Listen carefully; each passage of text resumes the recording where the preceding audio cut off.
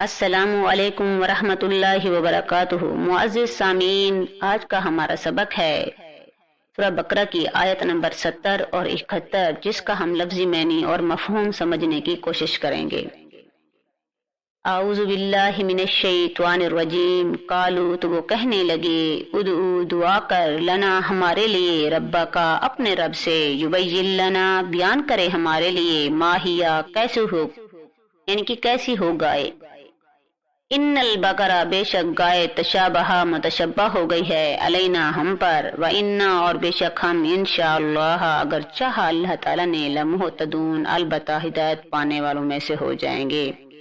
وہ کہنے لگے کہ اپنے رب سے دعا کیجئے، اپنے رب سے پوچھئے کہ ہمیں اس کی مزید تفصیل بتائے کہ وہ کیسی ہو۔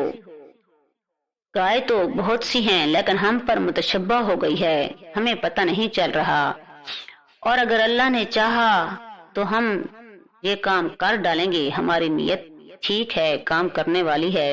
قال، کہا موسیٰ نے، انہو، بے شک وہ، یقولو، فرماتا ہے، انہا، بے شک وہ، بقرۃ، گائے ہے، لا ذلول، نہ جوتی گئی ہو، تثیر الارض، کہ پھاڑے زمین، ولا تسقی الحرث، اور نہ پلاتی ہو پانی کھیتی کو، یعنی کہ نہ ہل چلانے والی ہو اور نہ ہی کھیتی کو پانی دینے والی ہو۔ مسلمتن، صحیح سلامت ہو، لا شیۃ فیہا، اس میں کوئی بھی داغ نہ ہو۔